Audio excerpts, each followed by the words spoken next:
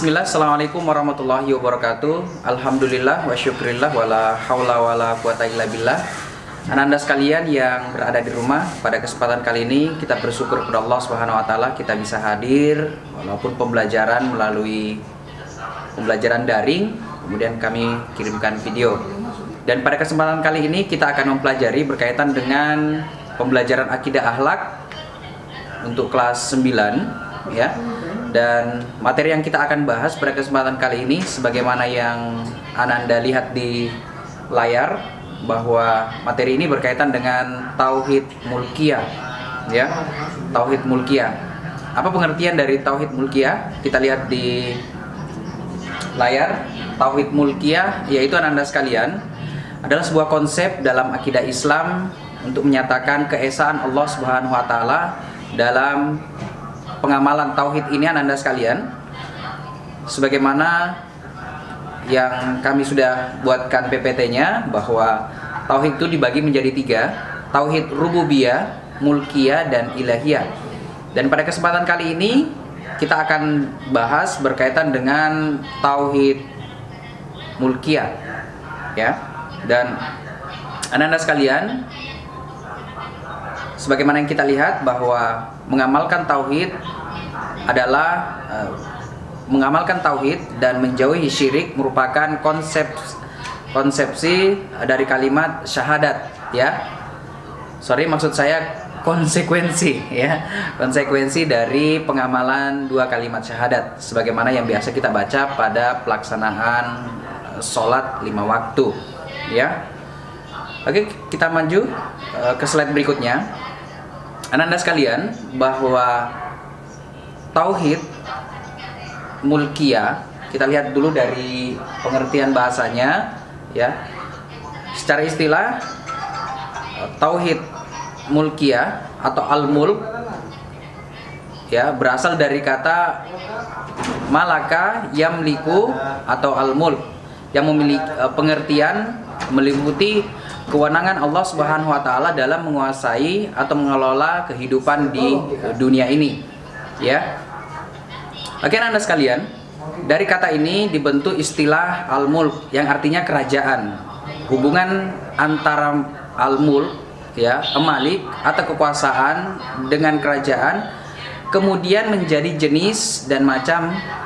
Sebagaimana yang kita lihat, setiap kerajaan itu memiliki kekuasaan dan tidak setiap atau semua kekuasaan itu memiliki kerajaan. Mudah-mudahan kita bisa paham bersama bahwa kekuasaan kita di permukaan bumi ini, Ananda sekalian, itu terbatas, tapi kekuasaan Allah Subhanahu wa taala adalah abadi atau kekal.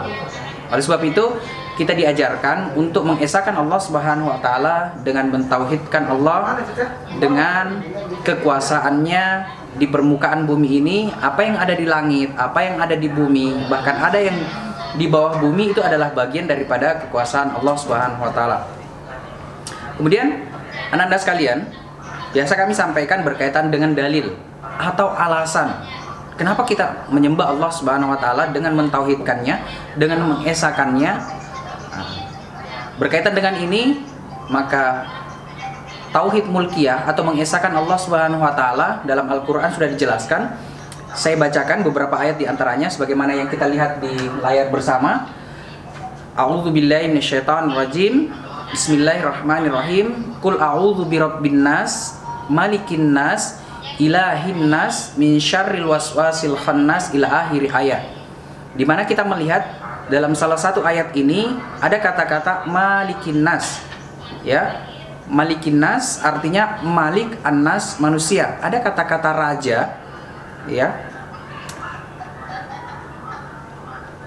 manusia ya, atau yang menguasai manusia ya, kehidupan di permukaan bumi ini ya. Kehidupan di permukaan bumi ini kan dari makhluk hidup ada manusia, kemudian ada hewan, ada tumbuh-tumbuhan, kemudian ada makhluk yang kemudian kita tidak bisa lihat, tapi kita tetap harus mengimani. Iman artinya kita percaya bahwa itu adalah ya, makhluk Allah Subhanahu wa taala. Ya. Beda kalau kalian sering nonton film apa ya? Setan-setan ya, mungkin kita bisa membayangkan bahwa oh model seperti ini loh setan, oh model seperti ini jin, ya. Itu adalah bagian dari gambaran-gambaran yang bisa kita lihat di media atau biasa yang suka nonton. Kalau di film-film Korea tidak ada sepertinya ya. Oke, kita lanjut dalil berikutnya Anda sekalian, sebagaimana yang kita lihat di layar ya.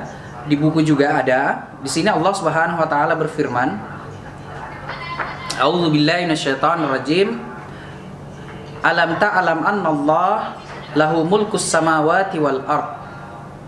Ini adalah bentuk pertanyaan ya kepada kita semuanya, tapi tidak butuh jawaban. Ini mentakkidkan kepada kita, menekankan kepada kita sebuah pertanyaan, apakah kamu tidak mengetahui annallah, bahwa sesungguhnya Allah lahu mulkus samawati wal ard. Ialah Allah yang memiliki apa? As-samawat wal ard, langit dan bumi. Itu adalah kepunyaan Allah Subhanahu wa taala. Jadi kita mengesahkan Allah Subhanahu wa taala sebagai bentuk tauhid mulkiyah, bahwa Allah itu maha kuasa atas segala sesuatu. Ini dalil yang kedua. Kemudian yang selanjutnya Anda sekalian, yang perlu kita perhatikan dalam pengamalan keseharian kita, ada beberapa contoh pengamalan tauhid mulkiyah ya. Ini kita gambarkan di dalam pembelajaran kita di akidah akhlak berkaitan dengan rukun Islam atau rukun iman. Ya, betul. Rukun Islam ya, dimana hal ini sudah dijelaskan oleh Rasulullah Sallallahu Alaihi Wasallam dalam sebuah hadis ya. Ma huwal iman? Al iman antashhadu an la ilaha illallah ya, wa anna Muhammadar Rasulullah, wa tuqimus shalah, wa tutiyaz zakah, wa tasumu Ramadan, wa tuhijjul bait man istata'a ilaihi sabila. Nah, ini hadis yang kita sama-sama sudah hafal. Nah, berkaitan dengan ini, berkaitan dengan syahadat, dua kalimat syahadat ya sebagai bentuk rukun Islam. Di sini ada dua kalimat syahadat yang sama-sama kita lihat di layar ya.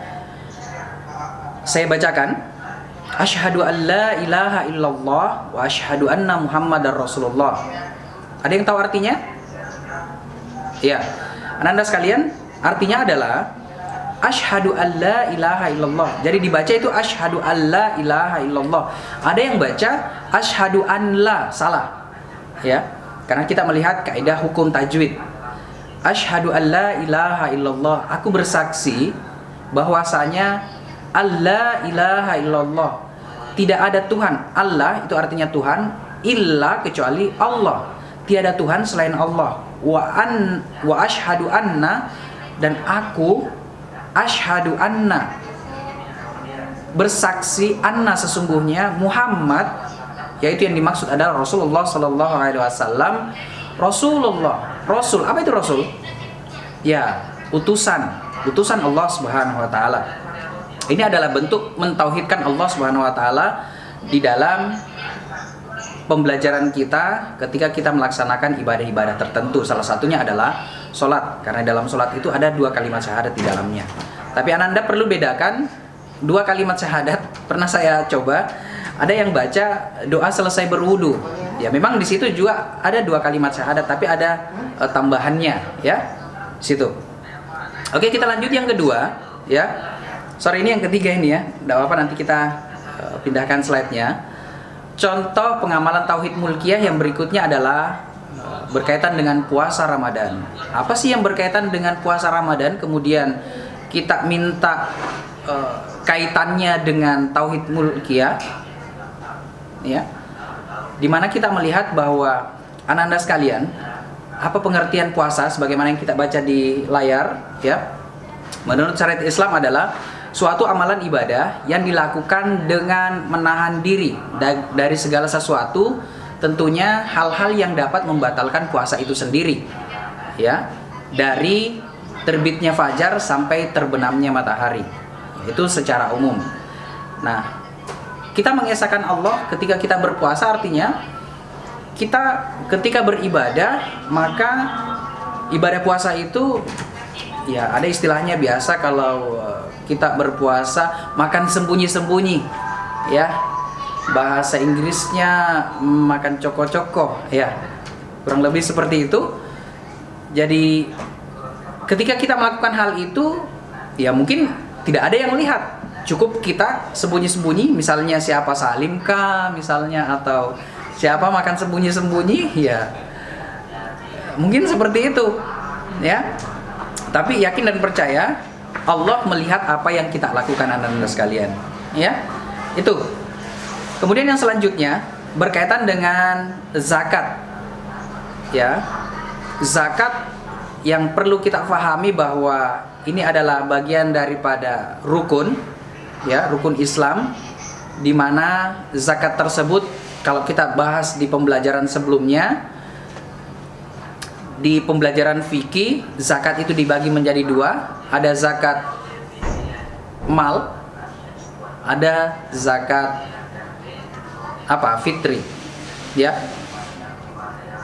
Tapi saya tidak membahas berkaitan dengan itu. Ini cuma apa kaitannya dengan tauhid mulkiyah. Jadi kita mentauhidkan Allah Subhanahu wa taala dengan apa yang Allah Subhanahu wa taala berikan kepada kita, rezeki yang diberikan kepada kita, kemudian ya, kita memberikan kepada orang lain. Karena rezeki itu, Anda sekalian, banyak itu dan sedikit itu tergantung kita mensyukurinya, ya. Bahkan Allah Subhanahu wa taala berfirman ya dalam Al-Qur'an, "La in syakartum la azidannakum wa la in kafartum inna adzabi lasyadid." Ya.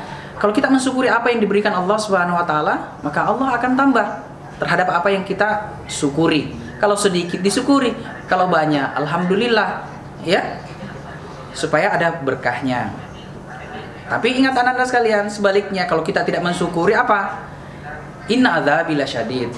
Hati-hati bahwa apa yang diberikan Allah Subhanahu wa taala bisa jadi diambil kembali. Ya, oleh sebab itu kita dianjurkan untuk bersyukur atas apa yang diberikan Allah Subhanahu wa taala. Oke, kita lanjut ke slide berikutnya yang kita lihat bersama. Pengamalan tauhid berikutnya berkaitan dengan ibadah haji. Ya. Kalau kita bahas berkaitan ibadah haji, tentu kita bahas berkaitan dengan pembelajaran fikih. Nanti insya Allah pekan berikutnya kita bahas berkaitan dengan ibadah haji, ya.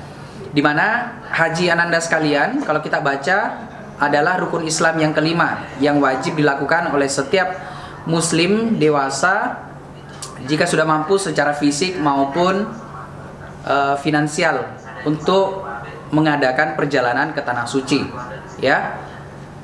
Dan ananda sekalian, pelaksanaan ibadah haji ini diwajibkan cukup sekali. Beda kalau kita melaksanakan umroh. Umroh kapan saja boleh, tentu ya berdasarkan ada juga aturannya. Tapi yang diwajibkan adalah haji. Tentu ada garis bawahnya. Apa Anda sekalian? Bagi yang mampu. Sebagaimana di dalam hadis seperti itu. Hajjul bait man istata'a ilaihi sabila. Melaksanakan ibadah haji man istata'a ilaihi sabila. Bagi barang siapa yang bisa melaksanakan perjalanan menuju ke tempat itu. Kalau tidak bisa ya tidak usah dipaksakan. Tapi kita paling tidak ada niat untuk pergi ke sana.